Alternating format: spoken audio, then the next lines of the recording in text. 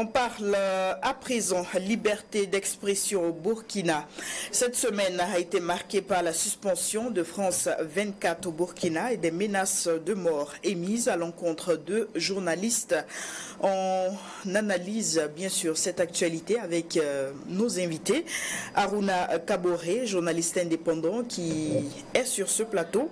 On reçoit à côté de lui, Issa Sigiré, il est journaliste aux éditions Le Pays. Bonsoir et bienvenue. Bonsoir.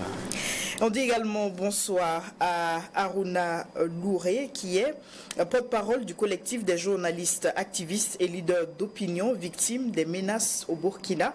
Un nouveau collectif qui vient de naître. Bonsoir. Bonsoir et bienvenue. Alors on débute ces échanges avec l'actualité, la suspension de France 24 pour motif de presse faisant l'apologie du terrorisme, en tout cas selon le ministre de la communication porte-parole du gouvernement, Issa Sigiré. Est-ce que les explications apportées par le ministre Jean-Emmanuel Ouedraogo vous semblent justifiées? Je dirais oui et non à la fois. Le ministre Emmanuel Ouedraogo, même si c'est une redondance, c'est un ministre de la République.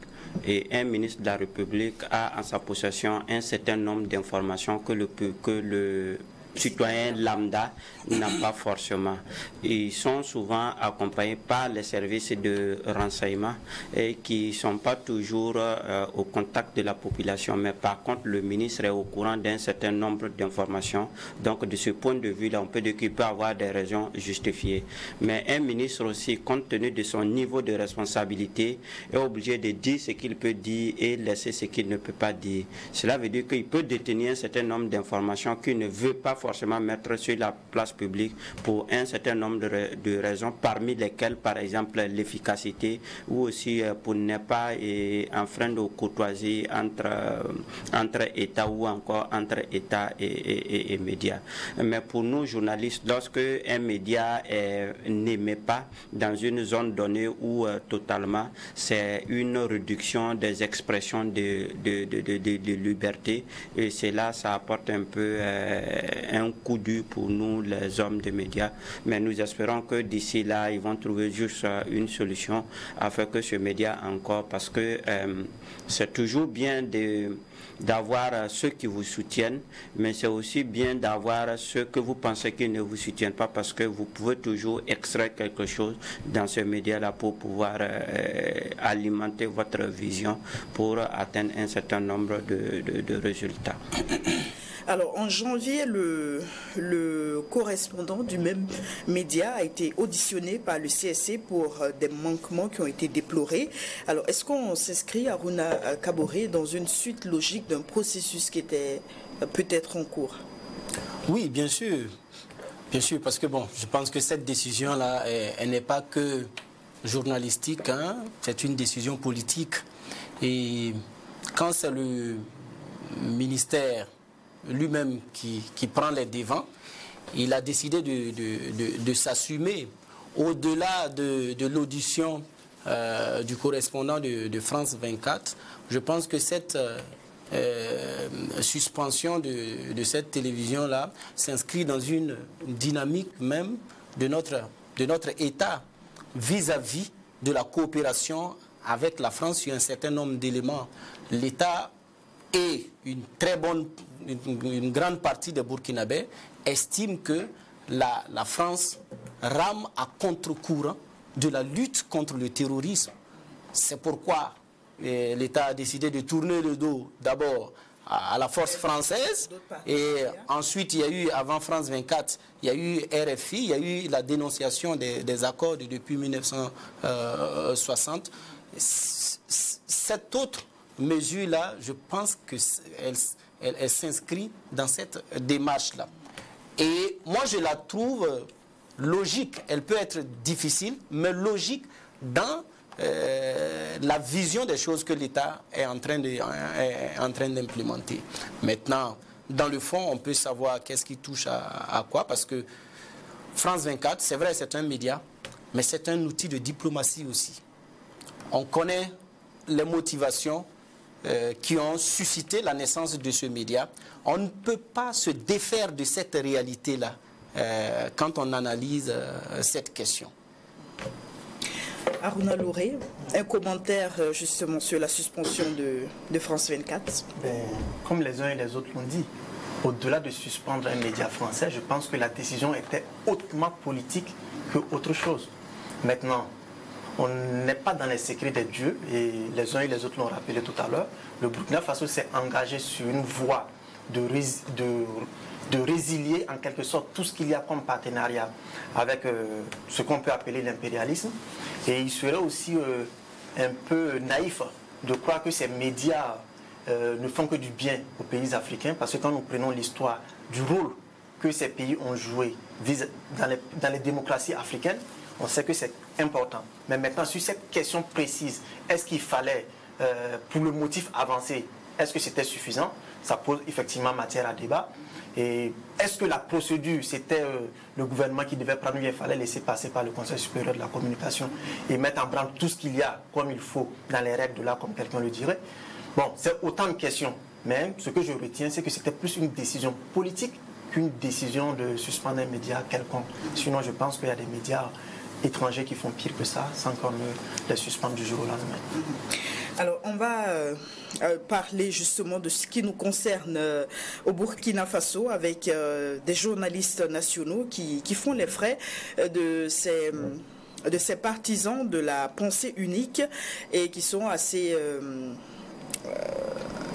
qui sont virulents, voilà, et agressifs, oui, et qui disent non aux critiques en ce qui concerne la gouvernance actuelle et la manière dont le pays est géré.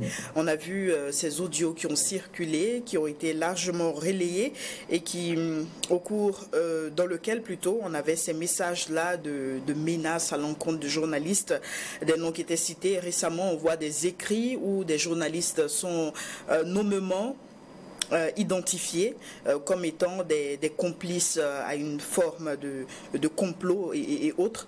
Alors, comment est-ce que vous percevez tout cela? Alors, moi, je pense que nous sommes en train d'aller vers une direction plus ou moins dangereuse.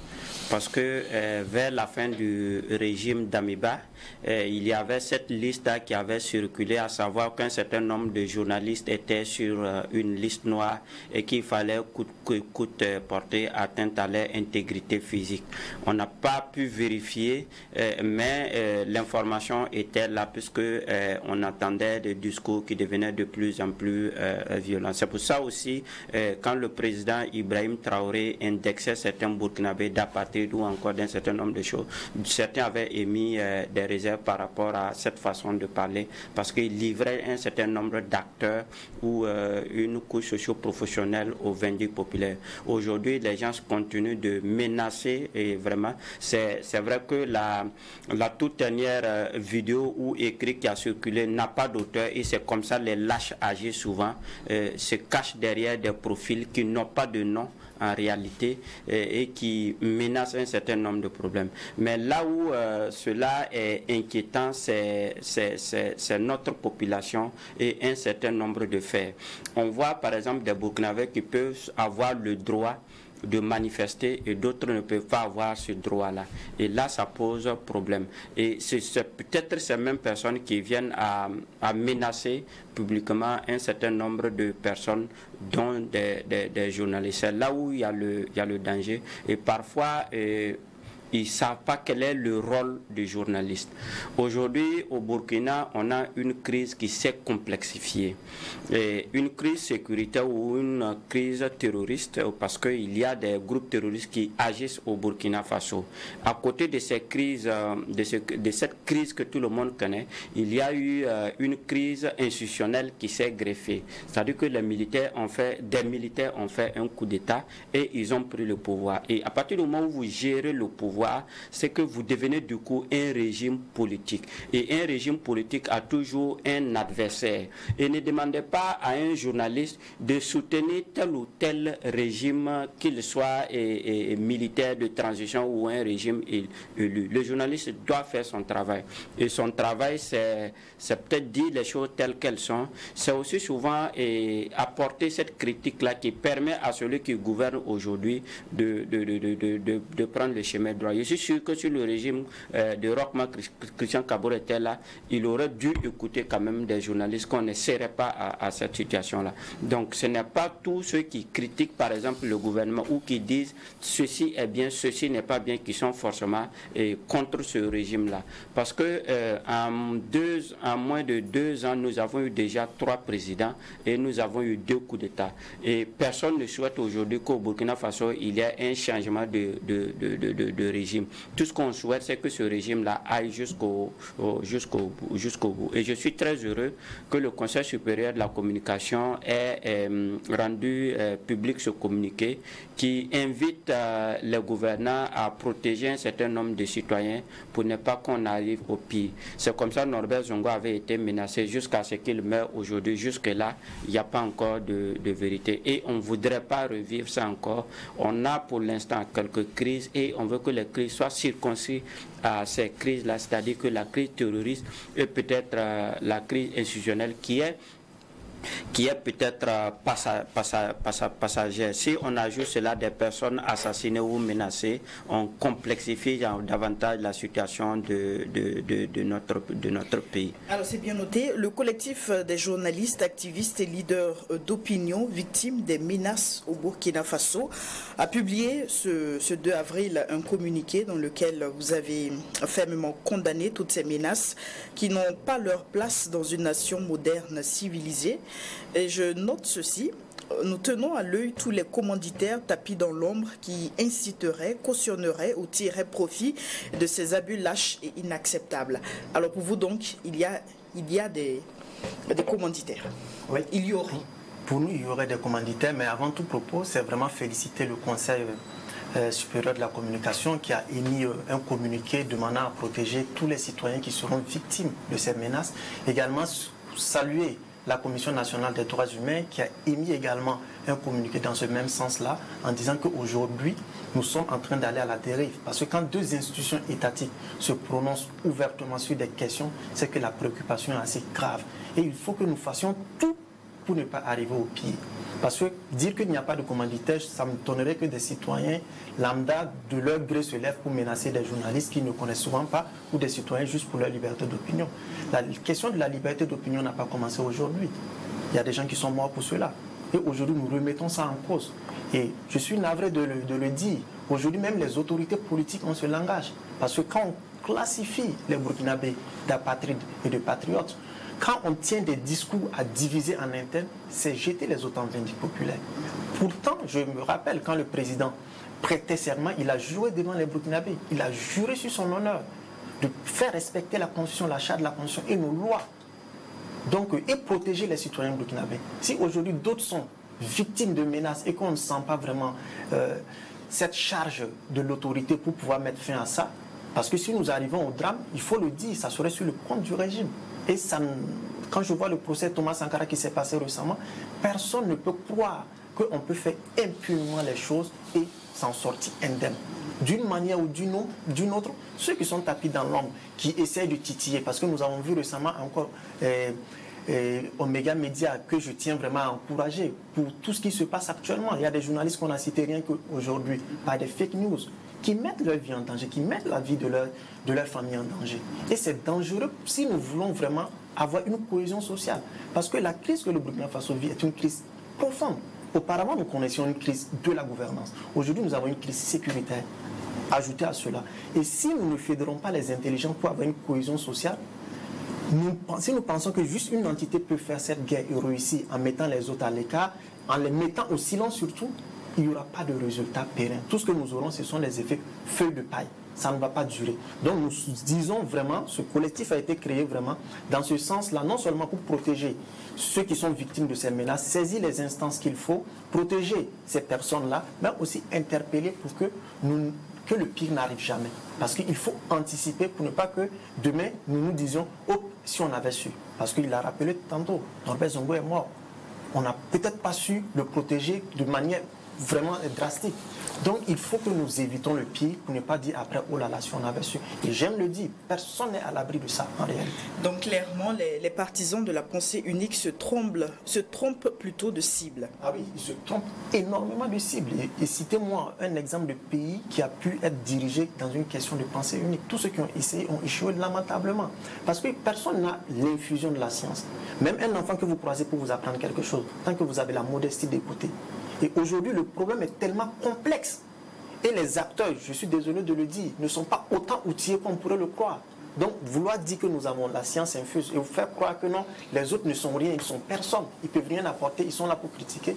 Et malheureux quand on dit non, ceux qui ne peuvent pas aller au front, je pense, c'est manger et dormir. C'est comme si la vie se limite au front. Quand il y a des blessés, ils viennent à l'hôpital, il y a des gens qui les soignent 24 heures sur 24, qui font souvent plus de 40 heures de service par semaine, qui font 2 jours à l'hôpital, qui les soignent. Et au-delà de ça, il faut qu'il y ait des gens qui mènent l'économie pour qu'on puisse avoir de l'argent pour faire cette guerre-là. Donc, pour nous, ce langage de l'autorité qui ne tend pas à rassurer les uns et les autres, à réunir les Burkinabés autour d'un idéal, est venu encore mettre de l'eau au moulin de certaines personnes qui se prennent pour des super patriotes aujourd'hui. Des gens, comme eux-mêmes l'ont dit, bon, souvent on se pose la question, qu'est-ce qu'ils ont fait? Puisque eux-mêmes nous posent la question avant. Mais il faut reconnaître que dans ce pays, il y a eu des mérites, il y a des gens qui ont lutté en bonne conscience, avec intégrité, courage et patriotisme. Et il ne faut pas venir aujourd'hui dire que personne ne doit parler, il faut juste laisser la pensée unique gouverner. La pensée unique sera dangereuse pour le Burkina Faso. Alors Aruna Kaboré, est-ce qu'on peut considérer le Burkina comme étant un nouveau cas d'école en matière de journalisme en temps de crise ? Parce qu'avec la récente sortie du ministre de la Communication qui dit qu'il n'y a pas de ligne médiane, il faut soutenir absolument les actions en cours dans le cadre de la reconquête du territoire national, ce qui est normal puisque nous sommes tous des Burkinabés. Mais est-ce qu'il y a encore la place pour des critiques constructives? Parce que toute critique n'est pas forcément négative. Oui, mais je pense, je pense qu'il y a un problème de communication. Parce que j'aime à le dire, nous-mêmes en tant que journalistes, c'est bien même qu'on parle de ce sujet ce soir, parce que parfois, c'est nous qui parlons des problèmes des autres, mais quand ça nous concerne en tant que journalistes, on en parle peu. Tout à fait. C'est sûr. La profession ne peut pas rentrer dans la crise telle que nous traversons, la crise terroriste, et sortir de façon intacte. Il y a des choses qui vont bouger. Ça, c'est une réalité. Parce qu'à un moment donné, la nation même est en péril. Ça, forcément, de grands journalistes comme Norbert Zongo, de grands journalistes nous disent, les journalistes ne disent pas tout ce qu'ils savent. Ça, c'est inhérent même au métier du journaliste. C'est ce qui représente véritablement sa responsabilité sociale. Parce que je ne pense pas qu'une vérité destructrice, une vérité qui va mettre la guerre, le journaliste va dire cette vérité. Il va peut-être traiter l'information pour que lorsque l'information va arriver au récepteur, ça n'ait pas l'effet de prime abord qu'il devait avoir. C'est ça l'élément fondamental qu'il faut retenir dans ce contexte-là. Pour dire non seulement, parfois, le citoyen qui menace. Il ne faut pas toujours voir une main. Je sais qu'il y a parfois des mains, mais il y a des gens qui prennent cela d'eux-mêmes, en fait. Qui agissent d'eux-mêmes. Moi, j'ai couvert l'activité du soutien quand il y a eu les tirs avant-hier. Dans la nuit du 29 mars. À 1h du matin. Quand je suis descendu, j'ai sorti ma caméra. Les premiers à venir ont voulu... Ils m'ont littéralement presque agressé. Et je reste calme. Je leur présente qui je suis. Ils constatent ce que je suis venu faire. Et après, certains me disent, vous savez, nous-mêmes, on est fatigués. On est fatigués. Ils ont lu le désespoir dans mon visage. Mais après, moi aussi, je lis quelque chose dans leur visage. Notre nation a échoué sur un certain nombre d'éléments. Le politique a échoué sur un certain nombre d'aspects.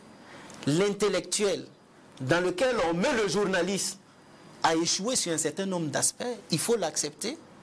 On va parler, on va emprunter un peu certaines notions de... Oui, l'intellectuel dans lequel on met le journaliste, sur un certain nombre d'aspects, a échoué.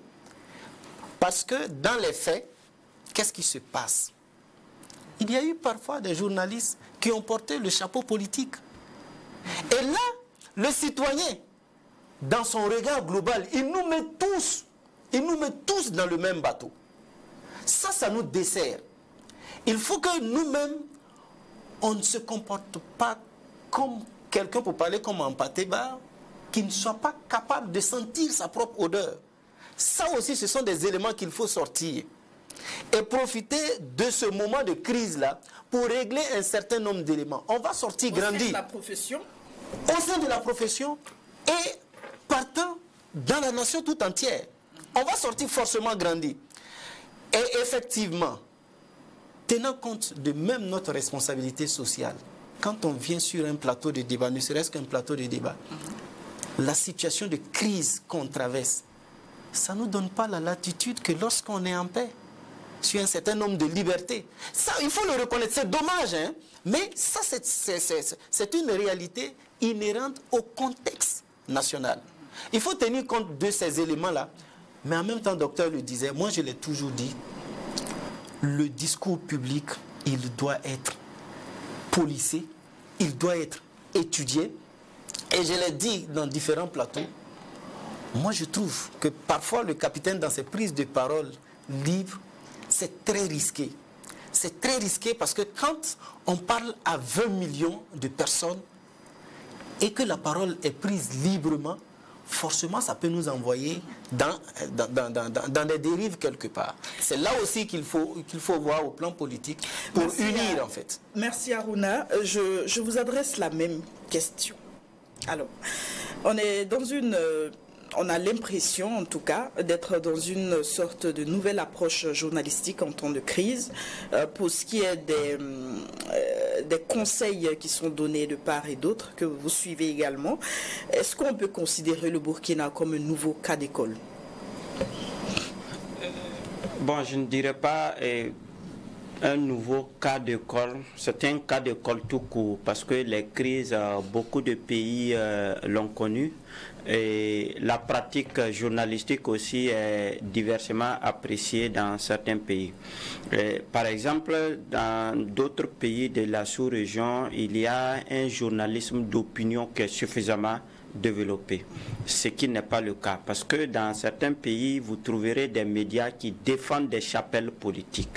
Et jusque-là, en dehors du journal L'Opinion, il n'y a pas eu de médias et en tant que tel au Burkina Faso d'opinion. Donc ça, c'est un type de journalisme qui n'est pas tout à fait pratiqué au Burkina Faso. Sur ce point-là, les journalistes burkinabés ont su mettre quand même des garde-fous par rapport à cette situation, même si je reconnais que certains journalistes aussi ont porté la casquette politique, et ça aussi c'est malheureux, il faut le dire.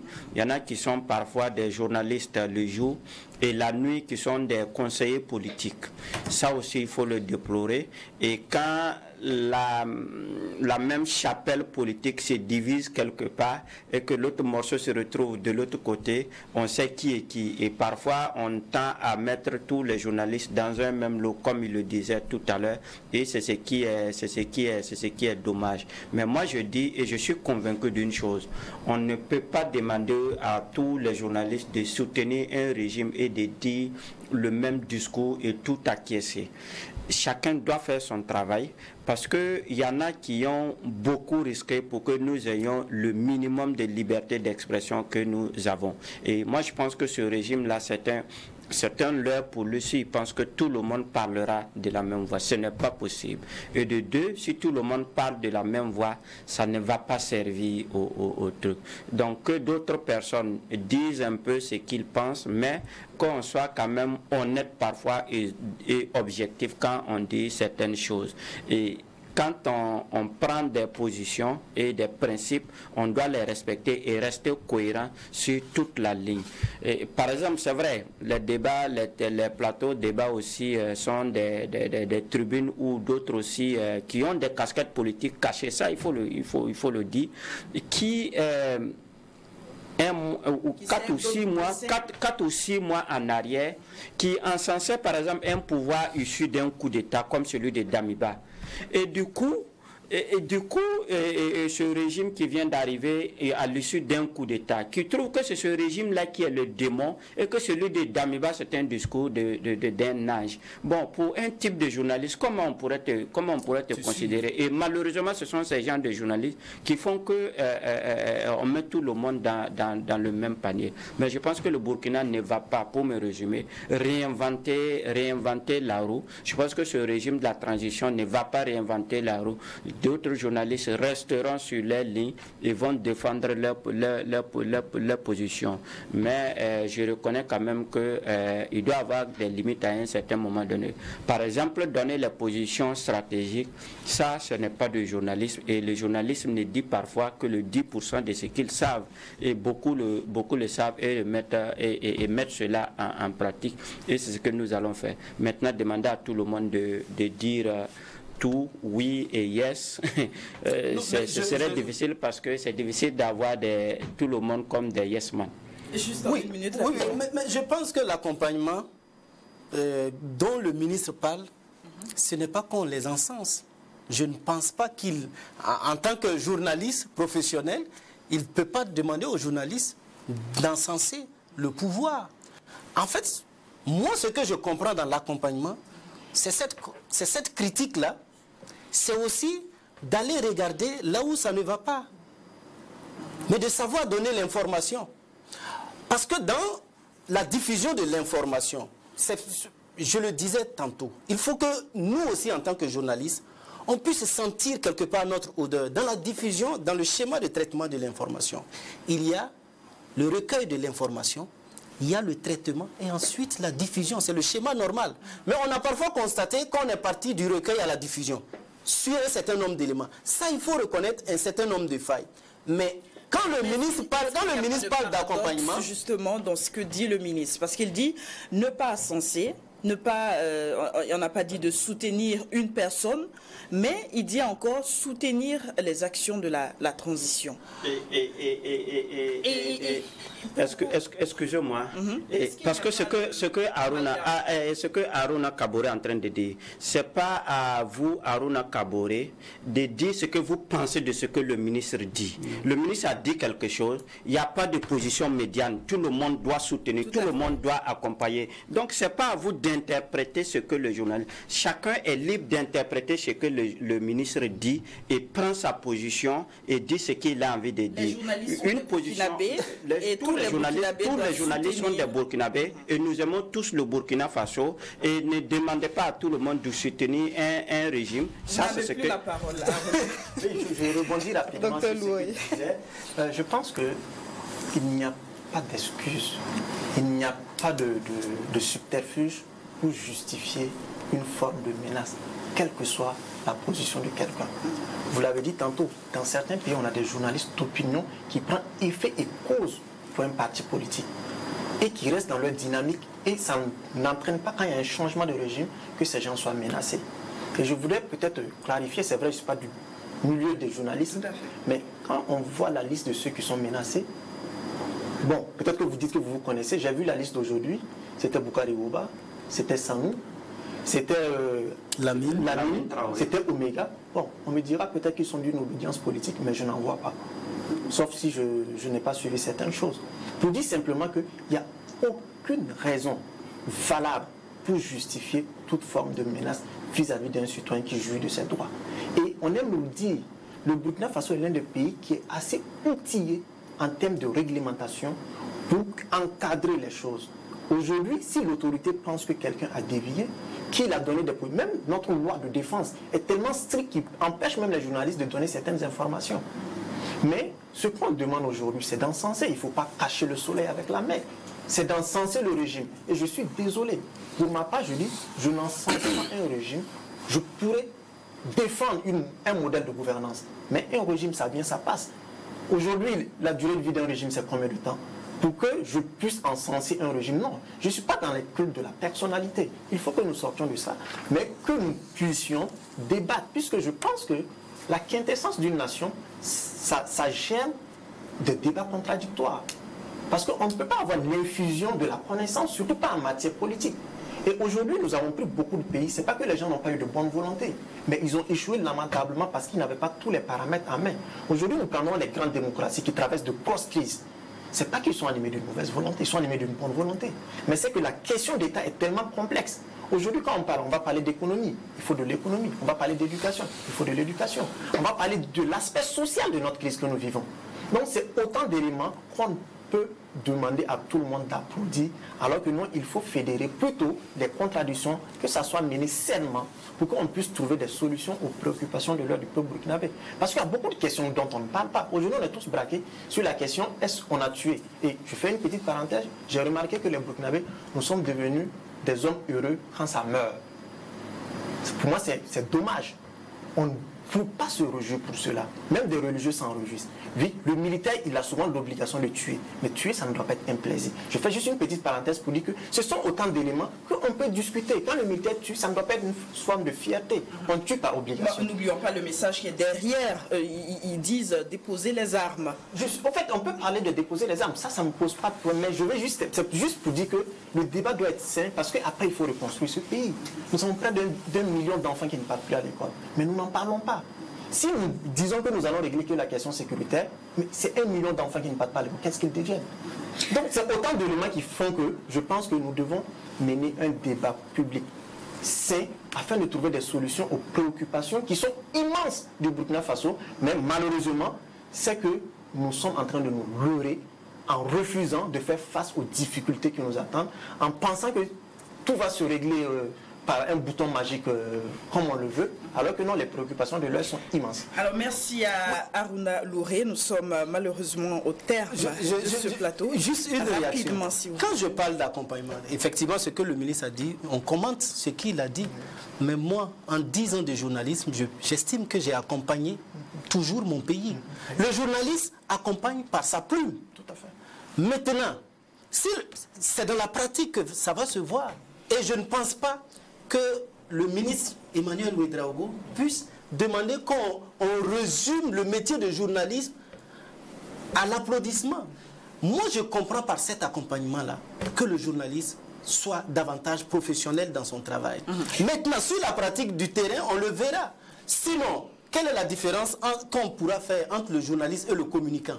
Parce qu'il y a les communicants qui sont là pour communiquer autour des actions. Et le journaliste, l'essentiel de son travail, c'est de porter le doigt là où les choses ne fonctionnent pas telles. Maintenant, la démarche pour le faire, la démarche pour montrer l'utilité de son travail, ça c'est autre chose. C'est bien noté, Harouna Kaboré. Merci à Issa Sigiré. Merci à vous, docteur Harouna Louré. Nous sommes à la fin de cette émission 100% Info. Merci à vous, fidèles téléspectateurs. À très bientôt pour un autre numéro.